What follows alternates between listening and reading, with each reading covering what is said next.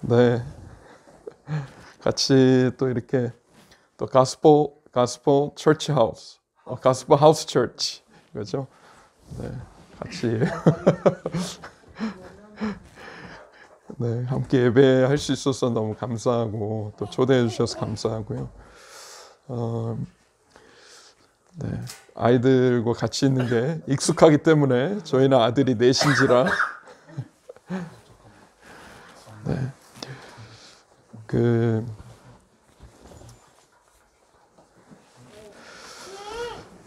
자 이제 우리가 이렇게 가정교회로 모여 있는데 제가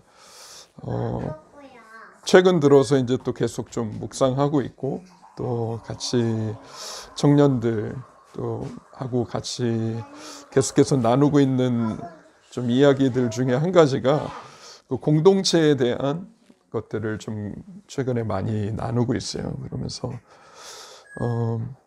저도 한 달쯤 전에 이제 확진자와 동선이 겹쳐서 자가격리를 한 2주 정도 집에서 하게 됐었는데 그래서 한 주는 열심히 기말고사 시험 보고 그리고 자가격리 한 주간 그냥 다 끝났지만 한 주 더 연장해서 있으면서 그때 좀 간만에 조용히 머무는 시간도 갖고 책도 더 보고 좀 하나님과 더 많은 시간들을 보낼 기회들이 있었던 것 같아요. 그러면서 이 공동체에 대한 것들을 좀 더 이렇게 말씀 가운데 또 여러분들의 나눔 가운데 이렇게 또 공부도 하고 그런 시간들 가졌었는데 그 마가복음 3장 14, 15절에 보면 예수님이 처음에 이제 제자들을 부르시는 장면이 나와 있는데 그때 이제 이렇게 말씀을 하고 계세요. 이에 12를 세우셨으니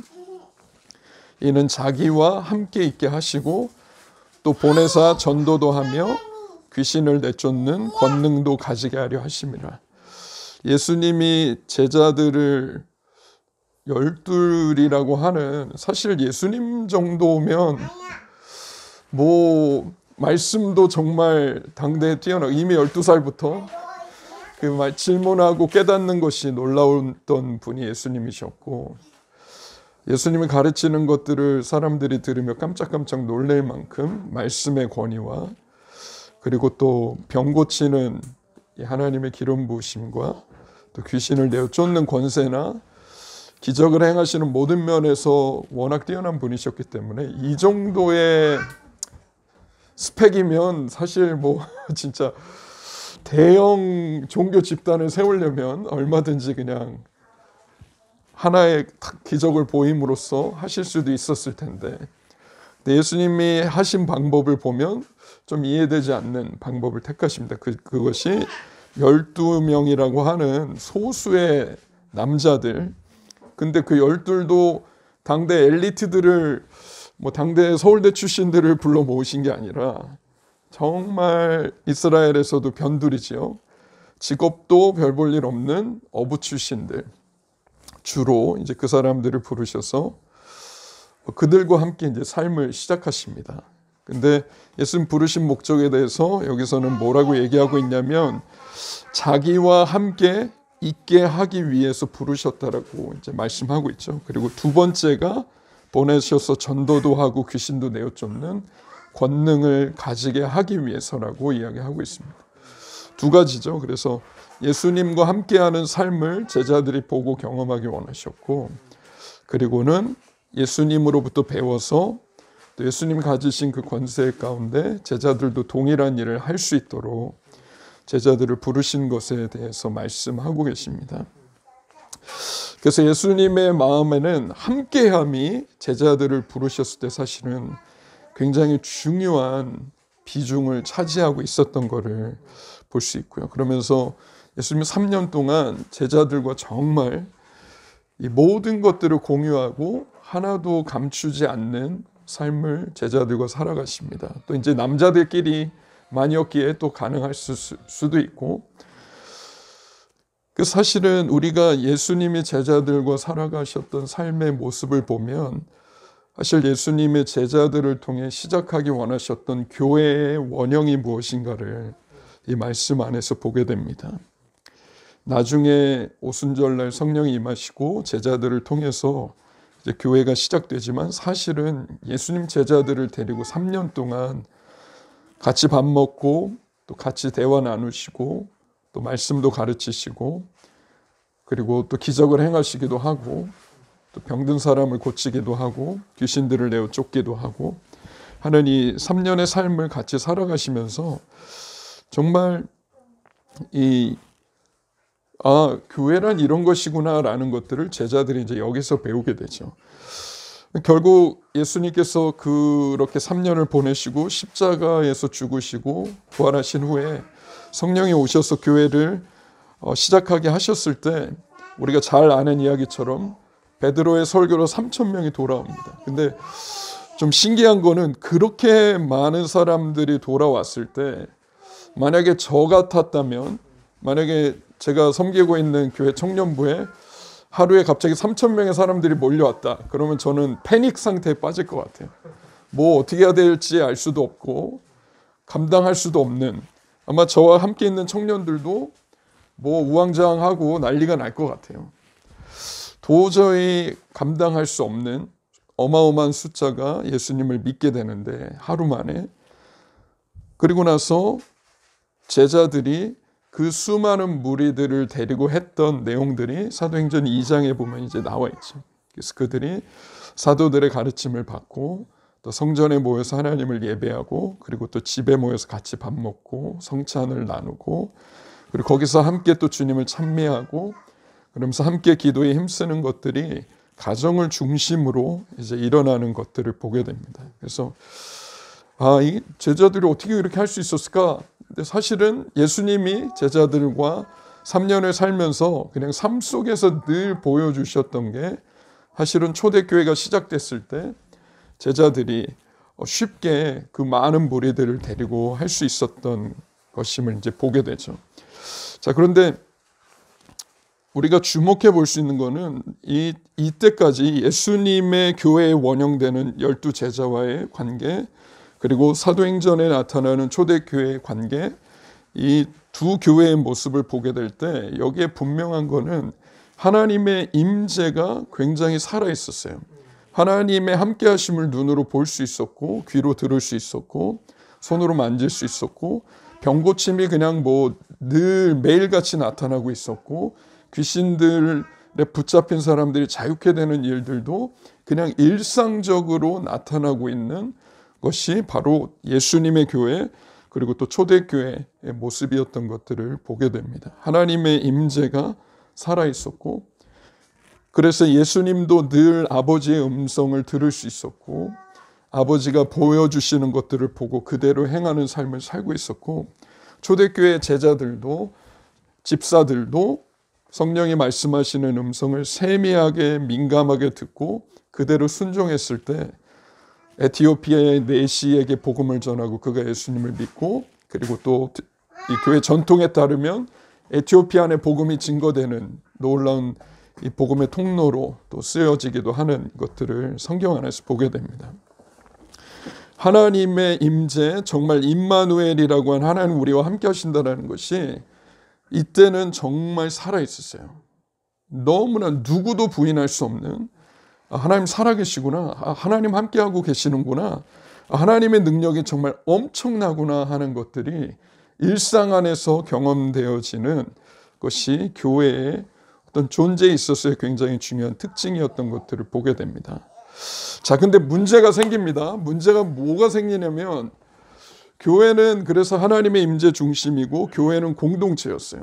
가족과 같은 공동체였고 예수님이 제자들과 24시간 함께 자고 먹고 장난치고 함께 걸어다니고 함께 웃고 함께 울고 하는 이 모든 관계가 살아있었던 공동체였고 초대교회도 마찬가지였죠. 집에서 모여서 같이 밥 먹고 자기 소유를 팔아서 가난한 사람들을 돕기도 하고 하는 관계가 살아 숨쉬는 것이 교회의 모습이었습니다.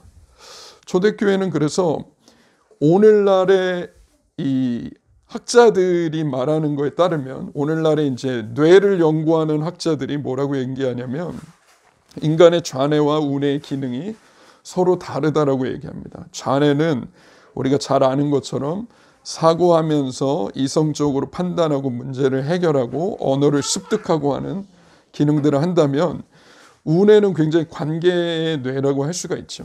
그러면서 감정을 느끼고 그러면서 정말 내가 다른 사람들과 애착의 사랑의 관계를 경험하게 되고 어디 누군가에게 소속이 되고 하면서 그 안에서 정체성이 형성되어지고 하는 것들이 우뇌의 기능이라고 할 수 있어요. 근데 우리가 초대교회의 모습, 예수님과 제자들의 모습을 보면 이게 함께 살아있는 걸 보게 됩니다.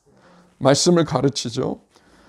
자, 그래서 우리가 말씀을 귀로 듣고 말씀을 이해하고 하는 좌뇌적인 특징들이 예수님과 제자들의 관계 안에, 초대교회 안에 있었어요. 그런데 동시에 뭐가 있냐? 우뇌적인 특징이 살아있습니다.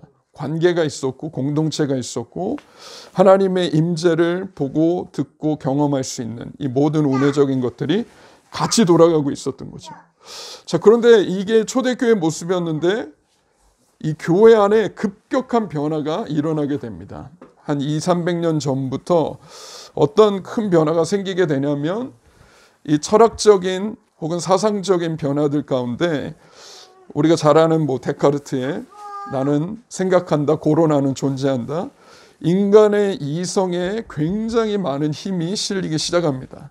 그래서 이런 철학적인 변화가 교회 안에 막 물밀듯이 들어오기 시작해요. 그러면서 인간의 존재의 중심이 마치 인간의 사고에 달려있는 것처럼 우리의 생각이 굉장히 중요한 자리를 차지하기 시작하면서 하나님과의 관계, 그리스도인의 신앙이라는 모습도 바뀌어지기 시작합니다.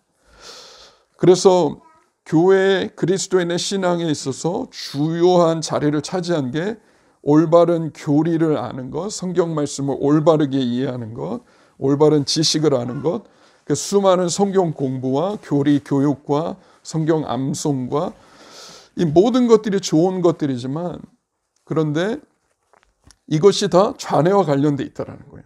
뇌의 관점에서 보면. 그래서 이 부분은 강조되는데 우뇌 쪽의 기능은 정말 눈에 띌 정도로 사그라들었던 것이 지난 200~300년 교회 안에 진행되어져 왔던 중요한 변화들이었던 거죠. 자, 그래서 우뇌 쪽의 기능들이 사라지다 보니까 뭐가 사라지냐면 공동체가 사라지기 시작하고 관계가 사라지기 시작합니다. 특히 우뇌가 던지는 몇 가지 중요한 질문들이 있는데 그 중요한 질문들은 뭐냐면 누군가 여기 예를 들어서 여기 이제 사람들이 우리 같이 지금 모여 있죠. 그래서 아이들부터 어른들까지 있는데 우리가 던지는 질문이 이거예요. 누군가 나와 함께하는 걸 좋아하는가? 근데 이거는 사실은 애들이 어린이집에 갈 때도 사실은 말은 하지 않아도 다 찾는 그런 질문들이죠.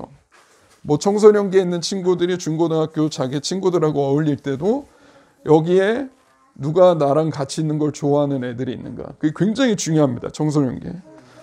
누군가 내 마음을 이해해 줄 수 있는 사람이 있나? 내가 속할 수 있는 사람들이 있나? 내가 함께하면서 내 마음을 공감해 줄 수 있는 사람들이 있나?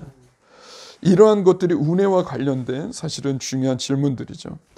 자, 그러면서 근데 이 우뇌 쪽의 기능들이 교회 안에서 사라지기 시작하면 일어나게 되는 심각한 문제가 있는데 그거는 바로 성품의 성숙이 일어날 수가 없다는 거예요. 성품은 그리고 성숙은 인간의 우뇌와 관련된 기능들이에요.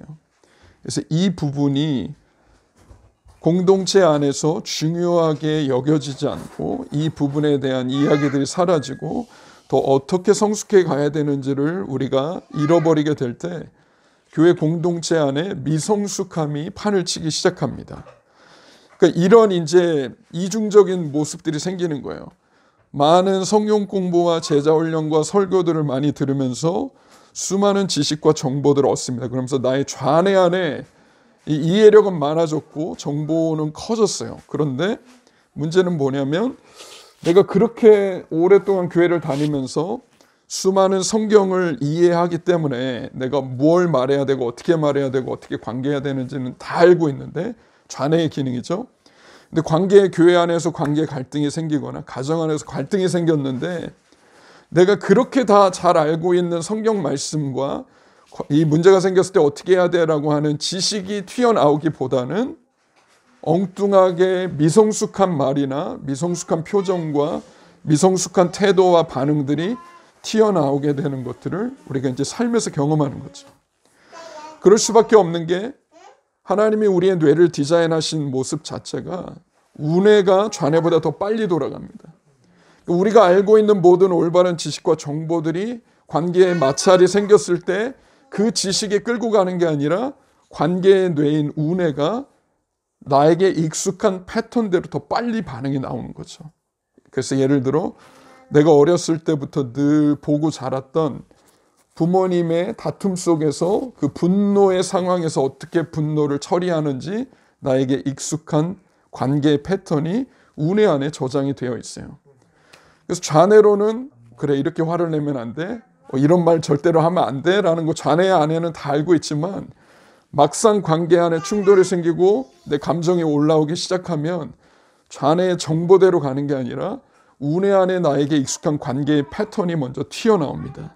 그러면서 다른 사람을 비난하고 눈이 뒤집어지기도 하고 그냥 이성 판단이 안 되고 막 모든 분노에 찬 말들을 쏟아낸다든지 하는 이러한 모습들이 바로 좌뇌와 우뇌의 불균형 속에 나타나게 되는 미성숙한 모습들인 걸 보게 됩니다. 근데 교회 안에 지난 200~300년에 걸쳐서 우리가 좌뇌 중심의 신앙 훈련들을 강조하다 보니까 교회 안에 우뇌 중심의 성숙과 성품의 훈련과 관계에 대한 이 모든 것들을 상당 부분 상실해 왔다라는 큰 문제를 가지고 있습니다. 그래서 한국 교회나 서구권에 있는 교회들이 모두 다 지금 봉착한 문제가 뭐냐면 교회 안에 미성숙함의 문제들이 너무 심각한 거예요. 모두가 하는 질문이 이겁니다. 왜 이렇게 안 변하지? 교회 안에 이런 제자 훈련, 저런 내적 치유학교, 이런 훈련, 저런 훈련을 수도 없이 시도해 보는데 사람이 왜 이렇게 안 바뀌지? 라고 하는 이 씨름들을 하게 되는 거예요. 올바른 성경 공부와 또 좋은 프로그램의 강의를 들었다고 해서 순식간에 바뀌면 좋겠지만 그러나 그것은 주로 좌뇌와 관련되어져 있고 우뇌는 관계의 뇌입니다. 그래서 정말 내 안에 미성숙했던 성품들이 바뀌기를 원한다면 책과 강의로만 가능한 것이 아니라 정말 성숙하게 관계하는 누군가를 내가 교회 공동체 안에서 볼 수 있을 때 그 관계를 통해서 내가 배워가기 시작하는 거예요. 많은 목사님들이 그런 고민을 합니다. 그래서 이렇게 설교도 많이 하고 새벽 예배도 막 나와가지고 부르짖어 기도하고 많은 집회들을 하는데 잘 안 바뀐다는 거예요. 그 교회에서 수십 년 동안 신앙생활을 한 중직자들인데도 안 바뀐다는 거예요. 그렇다면 우리가 질문해 볼 필요가 있는 거죠. 무엇이 빠져 있는가? 지금 우리의 교회 공동체 안에 뭐가 빠져 있는 건가? 복음의 능력이 없기 때문인가? 예수 그리스도의 십자가가 뭔가 문제가 있기 때문인가? 하나님의 전능하심에 뭔가가 결핍되어 있기 때문인가? 아니, 하나님은 문제가 없으세요. 그렇죠? 근데 우리가 교회라고 하는 공동체를 이루어 신앙생활을 하고 신앙훈련을 하는 데 있어서 분명히 중요한 무엇인가가 빠져 있다는 거예요. 그래서 수십 년 같은 방법으로 예배를 드리고 같은 방법으로 훈련들을 하지만 변화가 더디게 나타나거나 아예 변화되지 않는 모습들이 나타나게 될 때 생기는 문제가 무엇입니까? 그 자녀들이 그런 부모님의 신앙생활을 보고 그런 교회 공동체를 보면서 실망하는 거예요. 실망하는 거예요. 왜냐하면 성경 말씀과 관계가 따로 가는 걸 보게 되고 성경 말씀과 너무나 다른 미성숙함이 교회 안에, 가정 안에 가득한 것들을 보게 될 때 여기에서 어떤 하나님의 놀라운 임재 중심의 능력과 열매와 사랑과 친밀함이 경험되기 힘들다 보니까 말과는 이 앞에서 선포되는 중요하고 좋은 말들과는 너무나 다른 삶의 모습을 보면서 이 두 괴리 속에 실망하게 됩니다. 그러면서 점점 교회를 떠나가는 일들이 지금 우리의 이 시대 안에 너무나 많이 일어나고 있는 것들을 보게 되죠. 저의 고민이기도 하고, 그래서 무엇이 빠져 있었는가? 하나님이 우리에게 가르치셨던 원래의 교회의 모습이 무엇인가를 찾아가는 이것이 사실은 오늘날 그리스도인들에게 굉장히 중요한 질문이라고 할 수 있습니다. 그래서 이 또 하나의 좀 말씀들을 같이 보고 싶은데요. 이 처음 그래서 창세기의 내용으로도 돌아가 보면 하나님이 어떤 하나님이신가를 이렇게 보면요. 창세기 1장 1절에 태초에 하나님이 천지를 창조하시죠. 1장 2절에 성령 하나님이 수면 위를 운행하며 함께 창조하십니다. 신약으로 넘어가 보면 요한복음 1장에서 태초에 말씀이 계셨다라고 얘기해요. 예수님을 얘기하는 거죠. 그리고 모든 지어지고 창조된 모든 것들이 이 예수님을 통해 지어졌다라고 얘기합니다. 그 얘기는 태초에 아버지 하나님, 성령 하나님, 또 성자 예수님, 삼위 하나님을 통해서 모든 창조가 함께 이루어진 것들을 보게 되죠. 그 얘기는 하나님이 천지를 창조하실 때부터 함께하고 계셨던 것을 보게 됩니다. 그래서 그 창조의 마치 클라이막스와도 같은 장면이 1장 26절에 보면 이제 주님 그렇게 말씀하시죠. 우리가 우리의 형상을 따라 사람을 만들자라고 하세요. 하나님이 우리라고 하는 독특한 표현을 쓰고 계십니다. 바로 아버지와 아들과 성령께서 우리의 형상을 따라 사람을 만들자 하시고는 남자와 여자를 지으시죠. 전혀 다른 두 존재를 지으세요. 그러면서 이 둘이 정말 생육하고 번성할 땅에 충만하게 하십니다. 그러면서 생육하고 번성한다는 건 자녀를 낳게 하시는 걸 얘기해요. 아버지와 아들과 성령 하나님, 삼위 하나님이 하나된 공동체를 이루고 계셨어요. 서로 사랑하셨고 그 사랑 안에 서로 영광을 나누고 있었다라고 예수님은 직접 삼위 하나님의 관계에 대해 요한복음 17장에서 이야기하십니다. 아버지와 아들과 성령이 사랑하고 온전히 사랑 안에 하나 되어진 관계. 그래서 요한일서에서는 하나님은 사랑이시라고 얘기합니다. 우리가 사랑을 이해할 때 만약에 관계가 없다면 그냥 한 존재만 있다라고 한다면 사랑을 이해한다라는 것 자체가 힘들어요. 왜냐하면 사랑은 관계적이기 때문입니다. 사랑은 반드시 누군가가 상대가 있어야 되는데 하나님은 사랑이시라 그것이 성립될 수 있는 것은 처음부터 아버지와 아들과 성령 하나님이 하나의 공동체를 이루고 계신 것, 이것이 하나님의 모습이었죠. 그래서 관계하시는 하나님, 이것이 우리가 삼위일체라고 하는 하나님을 이해하는 데 있어서 사실은 굉장히 중요한 부분이에요. 하나님은 처음부터 관계하시는 분이세요. 자, 그러면서 그 관계하시는 하나님이 그 관계의 형상을 따라 인간을 지었을 때도 남자와 여자라고 하는 두 관계하는 인격체를 만들고 남자와 여자가 결혼하고 사랑 안에서 자녀를 출산해서 가정이라고 하는 관계 중심의 공동체를 이루게 됩니다. 하나님의 형상도 그렇고 하나님의 형상대로 지어진 인간과 가정도 그 안에서 키워드가 관계인 거죠. 관계. 하나님 관계하시는 하나님이고 가정도 관계를 중심으로만 가능할 수 있는 거예요. 제가 재밌는 이야기를 좀 드리자면 그 기쁨이라고 하는 것이 기쁨은 뭐 여러 가지 측면에서 우리가 설명할 수 있지만 기쁨은 어떤 감정이냐면 언제 기쁨을 느끼세요? 언제 기쁨을 느끼세요?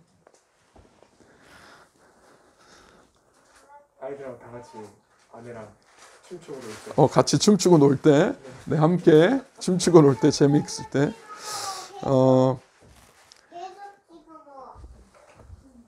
제가 한번 이게 보이시죠? 네, 보이세요? 거기서?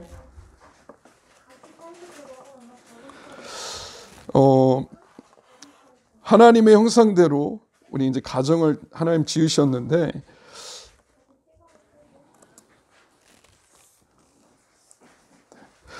하나님이 처음에 지은 아담과 하와를 두신 곳이 어디였냐면 에덴이었어요. 그렇죠?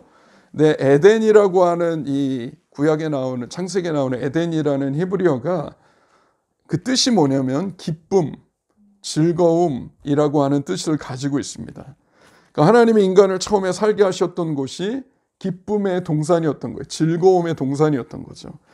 자, 그런데 우리가 이 갓난 아기를 보면 이게 저희 이제 첫째 아이 태어났을 때 사진인데 태어난 지 한두 시간 됐을 때 찍은 사진이에요. 근데 갓난 아기의 기쁨을 우리가 이렇게 딱 보면 이제 학자들이 연구를 해보니까 아기는 처음에 태어났을 때 기쁨을 경험할 수 있는 게 굉장히 적습니다. 특히 이제 처음에 신생아 때는 처음에는 냄새를 제일 잘 맡아요, 아이는.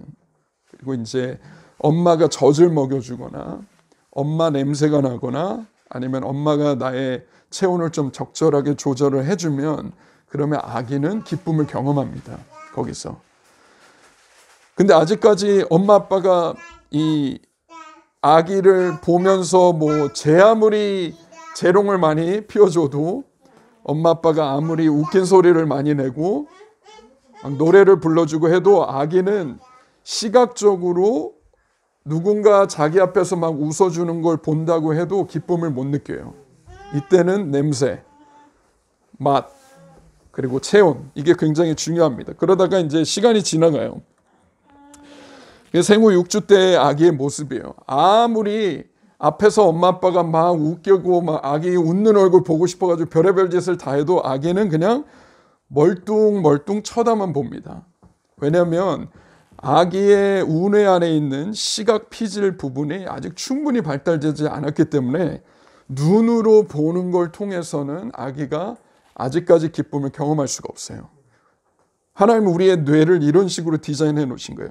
근데 엄마 아빠는 포기하지 않아요. 그렇죠? 애가 웃는 걸 보고 싶어요. 그래서 항상 보면서 까꿍하고 노래 불러주고 막 웃기고 막 그러는데 이게 이제 시간이 지나가면서 아기가 생후 3개월쯤 딱 되면은 중요한 뇌의 변화가 나타나기 시작합니다. 그러면서 어느 날 엄마가 막 아기한테 이 노래를 불러주고 하는데 아기가 사진에 딱 보이세요? 보시면은 아기가 어느 날 엄마가 자기를 보면 씩 웃어주는데 아기가 반응을 보입니다. 엄마를 보면서. 그랬더니 이 밑에 엄마 얼굴 안 보이지만 엄마가 너무 기쁜 거예요. 왜냐면 우리 애가 웃었어 드디어. 여보 사진기 가져와 해가지고 이제 막 사진도 찍고 스마트폰으로 막 찍고 자기의 아기가 처음 웃은 거예요. 그러면 웃는 아기를 본 엄마의 얼굴에 미소가 더 커집니다. 엄마 더 크게 웃어요. 그러면 아기가 엄마의 얼굴을 보고 아기도 더 크게 웃어요. 자, 그래서 이때부터는 눈으로 아기가 보는 걸 통해서 누군가 자기를 보면서 웃어주는 얼굴, 웃어주는 눈동자, 눈빛이 딱 보이면 아기는 기쁨을 경험하게 됩니다. 그전에는 주로 냄새와 물려주는 젖을 통해서 약간의 기쁨을 경험하는 정도였다면 이제는 상대방이 나의 두 눈을 바라보는데 웃어주는 엄마의 얼굴 표정과 엄마의 눈빛이 보이는 순간 아기는 기쁨을 경험하게 돼요. 그러면서 기쁨이 증폭되게 돼요. 만약에 엄마의 얼굴에 미소가 커지면 아기도 따라서 미소가 커집니다. 그 얘기는 뭐냐면 엄마의 우뇌 속에 조이 센터라고 하는 부분이 있는데 이 조이 센터라고 하는 부분에서 엄마가 기쁨을 더 크게 느끼면서 그것이 얼굴의 표정으로 나타날 때 아기도 엄마의 얼굴에 나타난 기쁨의 증폭을 보고 아기도 큰 기쁨을 경험하게 되는 거예요. 이때부터 눈으로 보는 걸 통해 기쁨이 커져가는 것을 아기는 경험하기 시작합니다. 근데 이게 굉장히 중요해요. 여기에 있는 모든 분들이 누구나 아기 때 생후 3개월 때부터 이 경험을 하셨어요. 정도의 차이는 있겠지만. 근데 이때부터 만약에 아기랑 누군가가 얼굴을 마주봐 주면서 까꿍 해주고 웃어주고 하는 상대 누군가가 존재하면 그러면 3개월, 4개월, 5개월, 6개월, 7개월, 8개월, 9개월 됐을 때 폭발이 일어납니다. 9개월 무렵이 되면 아기가 잠을 자지 않고 깨어있는 시간 중에 예를 들어 12시간이라고 해보면 아기가 12시간 동안 하루에 깨어있는데 만약에 누군가 자기 앞에서 이렇게 놀아주고 웃어주는 사람이 있어요. 그러면 몇 시간 정도 아기가 이렇게 웃는 반응을 보일까요? 12시간 중에. 찍어보세요. 12시간 다? 아기도 좀 쉬어야 되지 않을까요? 몇 시간? 절반은 그래도 웃지 않을까요? 절반? 6시간? 네. 7시간? 네. 12시간 중에 8시간을 아기가 이렇게 관계 안에서 웃고 기쁨을 경험하는 것을 경험할 수 있어요. 엄청난 시간인 거예요. 그러면서 아기의 우뇌 안에 조이 센터라고 하는 부분의 발달이 폭발적으로 증가하는 시기가 바로 생후 9개월 때예요. 3개월부터 시작해서 계속됩니다. 그러다가 이제 생후 13개월쯤이 되면 이런 경험들을 아기가 할 수 있게 돼요. 그게 뭐냐면 하이조이라고 하는 극도의 기쁨을, 큰 기쁨을 경험하게 됩니다. 애가 막 너무 좋아가지고 웃다가 뒤로 넘어가려고 해요. 하나님이 우리의 뇌를 디자인하신 게 기쁨을 관계 속에서 경험할 수 있도록 지으신 거예요. 그런데 이게 얼마나 중요하냐면 이때 기쁨을 많이 경험한 사람들은 어렸을 때 사춘기가 되고 어른이 돼서 어려운 시간들을 우리가 겪거나 통과할 때 기쁨의 용량이 큰 사람들은요, 어려움을 뚫고 갈 수 있는 힘이 있는 거예요. 근데 기쁨의 용량이 적고 어려서부터 내가 기쁨을 관계 안에서 별로 경험할 시간과 기회들이 없었으면 그러면 어려움들이 왔을 때 이 어려움과 고통을 극복하지 못하게 되는 경우들이 훨씬 더 많아집니다. 기쁨은 그래서 굉장히 중요해요. 그래서 학자들은 이렇게까지 얘기합니다. 아기가 엄마의 우뇌, 우리의 이제 감정과 관계의 특징을 가지고 있는 엄마의 우뇌를 아기가 엄마와 관계 속에서 보고 주로 경험하면서 엄마의 우뇌를 아기가 자기의 우뇌로 카피한다라고까지 얘기해요. 그 정도로 만약에 엄마가 주 양육자라고 한다면 엄마가 아이에게 끼치는 관계의 영향력, 감정을 아이에게 보여주는 영향력이 굉장히 클 수밖에 없다라는 거예요. 자, 하나님 우리를 이제 이렇게 디자인하셨는데 기쁨은 뭐냐? 이렇게 얘기할 수 있어요. 누군가 나와 함께 있는 거를 즐거워할 때 느끼는 감정이 기쁨이라는 거예요.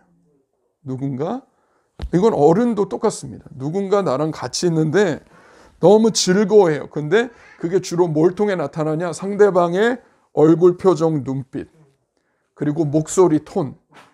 그러니까 말의 내용보다는 비언어적인 게 우리가 기쁨을 경험하는 데 있어서 굉장히 중요합니다. 누군가 나를 딱 보는데 환하게 웃어줘요. 볼 때마다. 눈이 반짝반짝 빛이 나요. 그때 우리는 그 상대방의 얼굴을 보면서 기쁨을 경험합니다.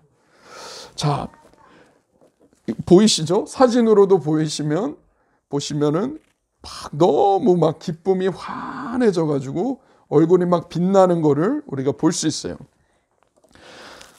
그래서 기쁨은 짧게 얘기하자면 기쁨은 관계입니다. 기쁨이라는 감정은 관계를 의미해요. 인간이 유일하게 추구하는 감정이 기쁨이에요. 여기서 슬픔 추구하는 분 안 계시죠? 슬픔이나 분노나 이런 고통, 부정적이거나 이런 고통의 감정들을 사람들은 추구하지 않아요. 보통은 기쁨을 유일하게 추구합니다. 그래서 기쁨은 관계를 의미해요. 이게 이제 저희 첫째, 둘째가 셋째 동생이 처음 태어나서 집에 온 날 이제 막 나와서 기다리고 있는 거예요. 집 앞에서 자기네 이제 셋째 동생 온다고. 그래서 막 팔짝팔짝 뛰고 집에 들어가서는 바로 이제 안아보고 싶다 그래가지고 탁 품에 안았을 때 아이들 안에 있는 막 그냥 사랑과 기쁨이 잔뜩 배어나는 그런 얼굴 표정인데 기쁨은 관계입니다. 기쁨은 관계를 의미하고요. 자, 그래서 결국은 이거예요. 기쁨이 이 만화가 인사이드 아웃이라는 만화인데 아마 혹시 보신 적 있으시죠? 인사이드 아웃. 아이들 되게 좋아하는데 인사이드 아웃이 운해 안에 있는 조이 센터, 컨트롤 센터를 이렇게 만든 소재로 해서 만든 만화입니다. 근데 우리가 그래서 기쁨을 관계 속에서 많이 경험할 수 있는 가정 환경이나 그런 만약에 교회일 수도 있고 학교일 수도 있겠죠. 기쁨을 많이 경험하는 환경 속에서 크는 사람은 건강한 감정을 갖습니다. 그리고 건강한 정체성을 갖게 돼요. 근데 여기서 말하는 정체성은 말 때문에 생기는 정체성이라기보다는 엄마 아빠의 얼굴과 눈빛 속에서 갖게 되는 정체성이에요. 그래서 만약에 이런 거야. 엄마가 자기를 보는데 엄마가 환하게 늘 웃어줘요. 그러면 아기는 갓난 아기 때부터 뭘 느끼기 시작하냐면 엄마의 얼굴과 눈빛 속에서 아, 저게 나구나 라고 느끼기 시작해요. 아, 저게 나구나. 아, 나는 기쁨이구나. 아, 나는 특별하구나. 아, 저게 나구나. 이걸 느껴요. 그러면서 아기 안에 말을 배우기도 전부터 마음에 내가 누구인지를 느끼기 시작합니다. 근데 그걸 말해줘서 아는 게 아니고요. 엄마의 눈빛 속에 나타난 기쁨의 표정을 볼 때, 반짝이는 눈빛을 볼 때 내가 누구인지를 발견해가기 시작해요. 그런데 만약에 그러면서 건강한 관계 기술도 이제 배우게 됩니다. 기쁨이 많은 환경 안에서 클수록 건강한 관계 기술들을 많이 배울 수 있어요. 그런데 문제는 뭐냐면 기쁨이 적은 환경에서 우리가 성장할 수도 있어요. 왜냐하면 예를 들어서 엄마가 아기를 낳았는데 산후 우울증에 시달릴 수가 있죠. 그러면은 엄마가 아기를 안고 젖을 먹이고 함께 있는데 아기를 바라보는 엄마의 얼굴 표정이 별로 기쁘지가 않은 거예요. 슬프고 우울한 얼굴 표정으로 아기를 바라봐 주다 보니까 그러면 아기가 주로 보는 건 뭐예요? 엄마의 눈빛 속에서 주로 보는 건 슬픔인 거예요. 그리고 우울함이고 아니면 염려와 두려움이거나 아니면 엄마 아빠와의 관계가 안 좋아요. 그래서 늘 다투는 분위기 속에서 아이가 크면 뭐를 볼까요? 엄마의 얼굴에 있는 두려움의 표정, 아빠의 얼굴에 있는 분노의 표정을 볼 수도 있고 주로 이런 것들이 아기가 보게 되는 얼굴 표정이고 분위기일 경우에는 뭔가 아 저게 나구나 라고 느끼는 거예요. 그러면서 우리의 주된 감정의 세팅이 이미 생후 1년에서 1년 반 정도의 시기에 우리 안에 일어나기 시작합니다. 그래서 마치 이 표준이 세팅이 돼버리는 거예요. 그래서 이것이 우리의 삶에 큰 영향을 미치게 되는 거예요. 그래서 여러분이 이런 사람 보신 적 있을까요? 저 사람은 보면 늘 우울해 보여. 늘 슬퍼 보여. 아니면 늘 화가 나 있는 것 같아.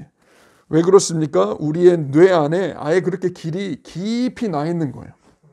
아주 어려서부터 늘 보고 경험했던 관계의 패턴이었고 그래서 그냥 뭐 작은 일만 있어도 쉽게 우울해지고 쉽게 화가 나는 이유가 바로 우리가 아주 어렸을 때부터 주로 경험했던 관계의 패턴들이 우리 안에 자리 잡고 있기 때문인 거죠. 자, 이렇게만 얘기 들으면 이제 되게 좀 비관적으로 들릴 수 있어요. 내가 어렸는데 내가 뭐 할 수 있는 것도 없었고, 아니 나는 갓난 애기였을 뿐이고, 우리 부모님이 뭐 줄 수 있는 게 없으셨고, 뭐 그런 어떤 환경 안에 있었기 때문에 나는 내가 할 수 있는 거는 아무것도 없었다라고 할 수가 있는 거죠. 자, 그런데 자, 문제는 이제 거기서 끝나지 않아요. 만약에 나한테 기쁨이 별로 없으면 사람은 기쁨이 적은 상태를 좋아하지 않아요. 고통을 느끼게 되고 내가 별로 기쁨이 없고 지루하고 심심하고 외롭고 힘들고 막 하면은 사람은 즉각적으로 고통을 달래줄 수 있는 뭔가를 찾기 시작합니다. 그래서 그 대표적인 것들이 이제 뭐 사람들마다 다르겠지만 어떤 사람은 먹는 걸로 풀기도 해요. 그래서 정말 기쁨을 주는 사람과 애착의 관계가 어렸을 때부터 형성이 안 되고 어떤 사람은 먹는 걸로 애착이 맺어진 사람들도 있어요. 그래서 늘 힘들거나 그러면 먹습니다. 아니면 어떤 사람들은 요즘은 이제 아기 때부터 스마트폰을 주잖아요. 그러니까 아이들이 심심하거나 뭐만 하면 그냥 바로 스마트폰을 켜는 거예요. 스마트폰과 애착에 연결이 되는 거죠. 스마트폰이 주는 뇌 자극들, 아니면 게임이 주는 자극들, 아니면 성적인 것들, 포르노나 이런 야한 영상이나 사진들을 보면서 느끼는 성적인 자극들이 굉장히 우리의 뇌와 몸 안에 강렬하기 때문에 어떤 사람들은 내가 기쁘지 않고 고통이 느껴지거나 외롭거나 힘들면 바로바로 그러한 것들로 달려갑니다. 어떤 사람들은 잘못된 관계일 수도 있어요. 결혼했는데 다른 남자, 다른 여자랑 만난다든지. 왜냐하면 부부인데 늘 싸운다고 해봐요. 집에만 들어가면 늘 갈등이 있어요. 그런데 사무실에 여자 비서가 나만 보면 환하게 웃어주면서 늘 날 잘 챙겨주고 해줘요. 나를 볼 때마다 반짝이는 눈빛을 볼 때 저 사람 나랑 함께하는 걸 좋아하는구나 하면서 기쁨을 느껴요. 근데 이게 너무나 강렬하기 때문에 잘못된 걸 알면서도 이 관계 안으로 들어가게 됩니다. 이거는 뭐 일반 관계나 아니면 교회 안에서도 일어날 수 있어요. 목회자가 다른 성도들과의 부적절한 관계 가운데 빠지는 것들 충분히 일어날 수 있는 일들인 거예요. 그만큼 기쁨은 우리의 삶에 중요합니다. 하나님이 이 기쁨이 우리의 삶에 중요하도록 우리를 그렇게 디자인해 놓으셨어요. 많은 내용이기 때문에 자, 그래서 이 모습이 사실은 아기가 가장 큰 이 안정감을 느끼는 모습인데요. 네, 바로 이 모습입니다. 엄마가 아기를 보면서 사랑의 눈빛으로 기쁨으로 자기를 바라봐주고, 그리고 아빠가 그 옆에서 그런 엄마와 나를 바라봐주는 이 모습이 학자들의 연구에 따르면 아기가 가장 깊은 안정감을 느끼는 모습이라는 거예요. 신기하죠? 근데 뭡니까? 하나님의 형상을 따라 하나님 가정을 지으셨잖아요. 그러면서 엄마가 나를 기뻐해주고, 그리고 그 눈빛을 아기가 엄마의 눈 속에서 기쁨을 경험하고, 아빠도 그 두 사람을 보면서 함께 즐거워하는 모습을 볼 때 아기는 이 세 사람의 관계 안에서 가장 깊은 안정감을 경험을 하게 됩니다. 마치 아버지와 아들과 성령 하나님이, 삼위 하나님이 하나됨의 관계와 공동체를 이루는 것처럼 우리를 창조하셨을 때도 이 관계 안에 가장 깊은 안정감을 느끼도록 우리를 지으신 거예요. 그래서 우리가 이 관계를 어려서부터 경험할 때 우리는 깊은 기쁨과 그 기쁨의 정체성을 갖게 됩니다. 네, 이제 시간이 많지 않기 때문에 이제 조금 정리를 해가면서, 자, 근데 하나님의 형상이라 그랬잖아요. 그래서 요 부분만 제가 나누고 마치도록 하겠습니다. 하나님의 형상을 따라 우리의 가정과 우리의 관계를 하나님이 기쁨이 너무너무 중요하게 지으신 거예요. 기쁨이 있어야만 우리가 건강한 내면을 갖고 건강한 감정과 정체성을 가진 사람으로 성장하는데, 도대체 하나님이 왜 이렇게까지 하셨을까? 그건 바로 하나님 그분 자신이 기쁨의 하나님이시기 때문이에요. 저는 개인적으로 하나님이 기뻐하시는 하나님이라는 거에 대한 이 이해함들이 저의 삶과 내면 안에 굉장히 큰 변화를 갖다 줬는데, 왜냐하면 저는 어려서 이제 교회를 다니면서 하나님은 저에게 되게 무서운 존재였어요. 하나님은 저에게 늘 심각한 존재였어요. 하나님은 저에게 다가가고 싶지 않은 존재였어요. 내가 잘못하면 하나님 바로 매질하시는 분이 저의 뇌리에 박혀 있는 하나님의 형상이 있어요. 그럼 뭐랑 비슷했냐면 저의 친아버지의 분위기와 모습과 하나님의 모습이 굉장히 닮아 있었어요. 왜냐하면 갓난아기 때부터 우리가 주로 보게 되는 부모님과의 관계 패턴과 그 안에 있는 분위기와 감정들을 통해서 우리는 관계가 무엇인지를 이해하고 하나님은 어떤 분인지를 이해해 갑니다. 그래서 저희 아버지는 늘 심각하고 늘 조용하고 화를 잘 내시고 무섭고 다가가기 힘든, 그러면서 감정 표현이나 관계가 없는 분이셨는데 저에게 하나님은 똑같았어요. 그러니까 성경에서 하나님은 사랑이시라 얘기하지만, 하나님 날 사랑하신다고 하지만, 나는 어려서부터 사랑의 관계가 뭔지를 몰랐기 때문에 하나님이 나를 사랑하신다라는 게 저에게는 어떤 의미인지 이해되지 않았었어요. 자, 근데 성경에 보니까 하나님 기쁨의 하나님이라고 얘기합니다.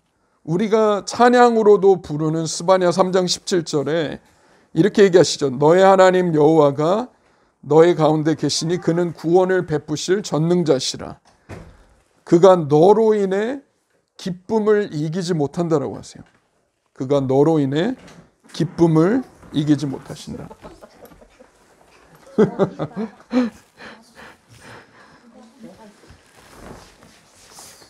그리고 너를 잠잠히 사랑하신다라고 얘기해요. 다른 번역에는 사랑으로 너를 잠잠하게 하신다라고 하죠. 그리고 너로 인해 즐거이 부르며 기뻐하신다라고 얘기해요. 고마워. 자, 너로 인해 즐거이 노래, 다른 번역에는 노래 부르며 기뻐한다라고 되어 있죠. 자, 그래서 우리가 이 말씀에서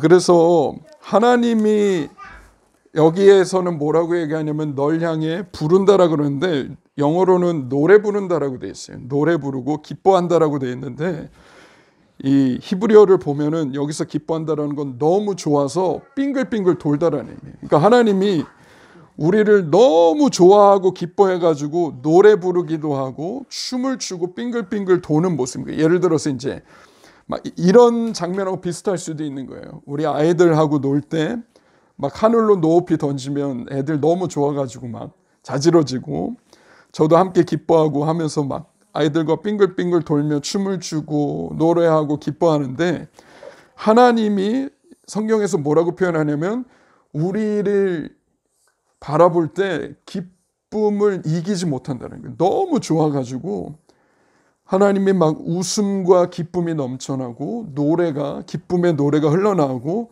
함께 춤을 추게 되는 거, 이게 하나님이 우리를 볼 때 느끼시는 감정이라는 거예요. 그래서 성경 말씀 이 또 하나만 보면 이것만 보고 마칠게요. 자, 여기에 시편 89편 15, 16절인데 한번 같이 한번 볼까요? 여기 보면 같이 읽겠습니다. 시작. 즐거운 소리를 아는 백성은 유복한 자라. 여호와여, 저희가 주의 얼굴빛에 다니며 종일 주의 이름으로 기뻐하며 주의 의로 인하여 높아지오니 주는 저희 힘의 영광이심이라. 그래서 여기에서 하나님이 즐거운 소리를 아는 백성은 유복하다, 복이 있다라고 얘기하는데 이 사람들이 즐거운 소리를 왜 내냐면 그 다음에 이렇게 나와 있어요. 저희가 주님, 즉 하나님의 얼굴빛에 다닌다라고 얘기해요. 하나님의 얼굴빛 속에서 가는데 하나님의 얼굴빛을 본다는 거죠. 자, 우리가 흔히 생각하는 하나님의 얼굴 표정, 중세시대 성화에 나타난 예수님의 표정을 보면 진짜 무뚝뚝하죠. 그냥 무표정 그 자체예요. 분위기 심각하고. 근데 시편에서는 이 시편의 저자는 하나님 누구이신가를 관계적으로 경험합니다. 그래서 뭐라 그러냐면 주님의 얼굴을 바라보는데, 주님의 얼굴빛을 바라보는데 뭐를 볼까요? 왜 즐거워하고 저들이 이렇게 기뻐할까요? 하나님의 얼굴 속에서 웃으시는 하나님의 얼굴을 보는 거예요. 하나님을 예배하고 하나님을 찬양하는데 하나님 나를 바라보고 계시는데 그분이 웃고 계시는 거예요. 심각하게 너 예배 잘하나 못하나 보자. 너 음정 맞게 부르나 틀리게 부르나 보자. 이런 쪼잔한 하나님이 아니라 그냥 우리를 볼 때에 마치 여기에서 우리 아이들을 볼 때 엄마 아빠가 보면서 너무 좋아하는 것처럼 저도 아들이 넷이 있는데 저희 막내랑 아침에 제가 일어나가지고 막내 딱 보면 그냥 보는 것만으로도 제가 미소가 지어져요. 그 이른 아침에 새벽에 보는 것만으로도 미소가 지어지고 너무 사랑스럽고 이뻐서 뽀뽀해주고 안아주고 사랑한다고 얘기해주는데 하나님 우리를 볼 때 하나님 마음 안에 느껴지는 감정 기쁨인 거예요. 그래서 하나님 너무 좋아가지고 하나님의 얼굴에 기쁨의 빛이 납니다. 그래서 누구든지 주님의 얼굴빛을 보는 사람은 거기 그들의 마음 안에 기쁨을 경험하고 즐거운 소리가 터져 나오는 거예요. 주의 이름으로 기뻐한다라고 얘기합니다. 우리가 잘 아는 이 민수기의 말씀, 작년에 The Blessing이라는 찬양으로 막 사람들이 많이 불렀었죠. 주는 내게 복 주시기를 원하며 주는 내게 얼굴빛을 비추사라고 얘기하는데 성경에 자주 나오는 표현이 하나님의 얼굴빛을 우리를 향해 비추시는데 거기에 따라가 다니는 것이 평강과 복입니다. 하나님 우리를 바라보시는데 무서운 얼굴로 우리를 보시는 게 아니라 웃으며 기쁨으로 바라보고 계시다는 거예요. 그래서 하나님의 형상대로 지어진 가정, 부모와 자녀의 관계 안에 무엇이 중요하게 우리를 지으셨냐면 기쁨인 거예요. 기쁨의 얼굴로 바라보는 것. 그럴 때 우리 안에 하나님을 향한 예배는요. 그래서 나를 기뻐하시는 하나님의 얼굴 표정과 날 사랑하시는 그분의 마음을 향한 자연스러운 반응인 거예요.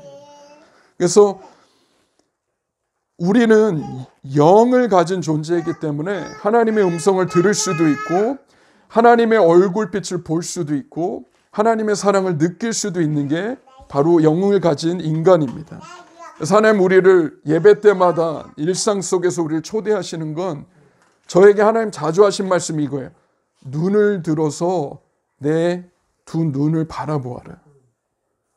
내 손 말고 눈을 들어서 내 얼굴을 보라는 거예요. 하나님의 두 눈동자를 볼 때 날 향해서 막 웃고 계시는 하나님의 눈빛을 보게 되는 거예요. 그래서 한 번은 예배 때 하나님의 얼굴을 바라보는데 찬양하면서 하나님의 기쁨이 저에게 너무 강렬하게 느껴져서 제가 주체할 수 없는 웃음이 터져 나온 적이 있었어요. 너무 좋아서. 와, 하나님이 재미없고 지루하고 종교의 이 딱딱함 속에 갇혀있는 하나님, 멀리 떨어져 있는 하나님이 아니라 정말 내 곁에 함께하며 나를 볼 때 환하게 웃고 계시고 늘 사랑한다라고 말씀하시는 하나님, 그분을 볼 때 내 안에서 기쁨이 터져 나오는 거죠. 우리가 하나님과 이 관계를 할 수 있고요. 그래서 교회는 관계의 가족이고 관계 공동체입니다. 그래서 우리가 함께 모일 때 당신을 봐서 너무 기뻐야 하는 이 기쁨의 얼굴 표정이 우리의 얼굴에 묻어 나올 때 관계 안에서 우리가 가족 안에서는 경험할 수 없었던 기쁨을 교회 공동체 안에서 우리가 회복해 갈 수가 있는 거예요. 제가 약속한 5분이 지났기 때문에 이제 마무리하도록 하겠습니다.